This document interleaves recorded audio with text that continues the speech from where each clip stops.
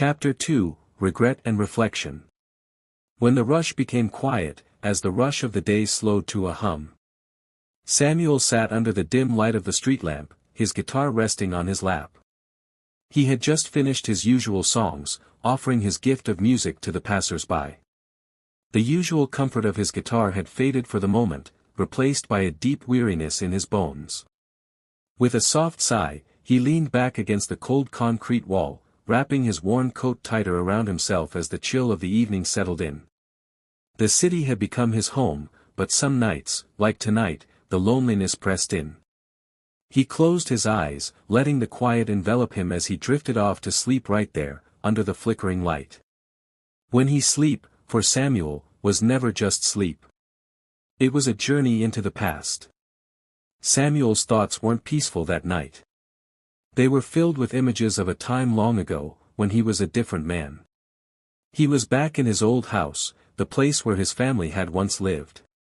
Once he had everything, wife, children, home, money, job, everything, a home filled with life, laughter, and love, until pride had entered. In his image, he saw himself walking through the front door of the house, full of self-importance, a man consumed with the idea of being successful, of proving his worth. He was busy, always striving, always thinking about what people would say about him. He worked long hours, putting his career and his image before everything else. His wife, Emily, would try to talk to him about the children, about how they needed him, but Samuel was always too busy. "I'm doing this for us, for our future," he would tell her dismissively, brushing off her concerns with the same arrogance he carried every day. He couldn't see how the long hours, the coldness in his words, and the absence of his presence were slowly tearing at the fabric of his family. Emily, a woman with a kind heart and endless patience, tried to balance it all, caring for the kids, keeping the home together, and supporting Samuel in his ambitions.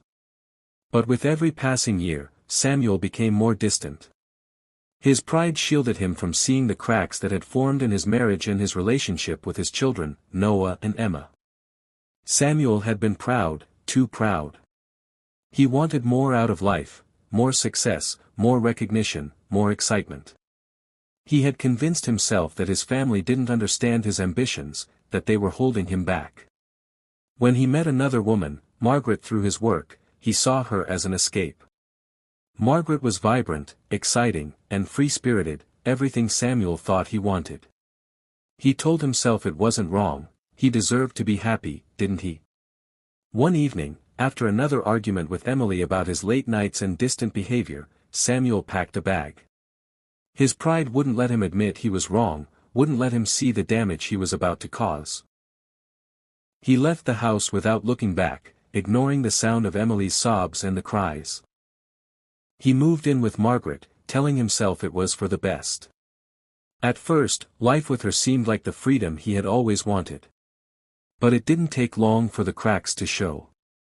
The excitement faded, and Margaret's true nature began to surface.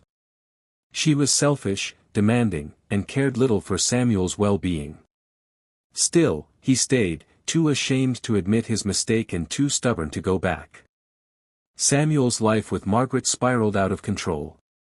She spent recklessly, draining his finances, and introduced him to a lifestyle of excess. He began drinking heavily to numb the guilt that gnawed at him, and his health started to decline. Over time, the strain of their toxic relationship became unbearable. One day, Margaret left, taking what little money Samuel had left and leaving him with nothing but his regret. By the time he realized the full extent of his mistakes, it was too late. His career was ruined, his body weakened by years of neglect and poor choices, and his family was gone. He had burned every bridge, and there was no one left to turn to. After Margaret's departure, Samuel's life hit rock bottom. He fell gravely ill, a combination of years of poor health, untreated sickness, and sheer exhaustion. He tried to get help but found himself turned away. The people who once admired him for his confidence and charm now looked at him with pity or disdain. With no money, no home, and no strength, Samuel ended up on the streets. He became a beggar, reduced to living day by day, relying on the kindness of strangers for scraps of food and spare change. His once proud hands, which had played music to adoring audiences and embraced his children, now held out for charity. Now, as an old man, Samuel often thought about the life he had left behind. He remembered Emily's smile, the warmth of his children's hugs, and the sound of their laughter. He thought of the nights he spent with Margaret and how hollow they had been compared to the love he had abandoned. Samuel regretted it all, leaving his family, chasing empty dreams, and letting his pride destroy everything good in his life. He wondered if Emily had ever forgiven him, if Noah and Emma had grown up to be happy despite his absence. Sometimes, he dreamed of seeing them again, but the thought of facing their anger or disappointment kept him from trying. One night, under the street lamp, Samuel whispered a prayer. After hearing of Jesus Christ and of his love, he prayed like this: Lord Jesus, I don't know if you can forgive a man like me.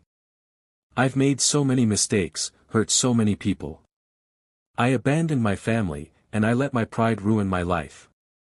Forgive my sins, wash all sins away, as Jesus paid the price of my forgiveness, by your precious blood. I thank you for your eternal love.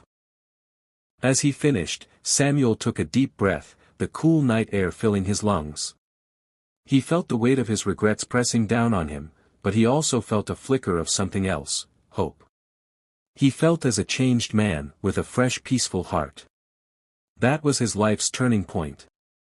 Then Samuel woke up from the visionary thoughts of the past. Samuel leaned back against the wall, his guitar beside him, and stared up at the stars. His mind wandered back to his family, to the love he had lost. Emily, he whispered into the night, I'm sorry. I was a fool. His voice cracked, and tears slipped down his weathered cheeks. The joy it now is from God he received still stayed, and that stimulates the joy of salvation that he received by believing in Jesus.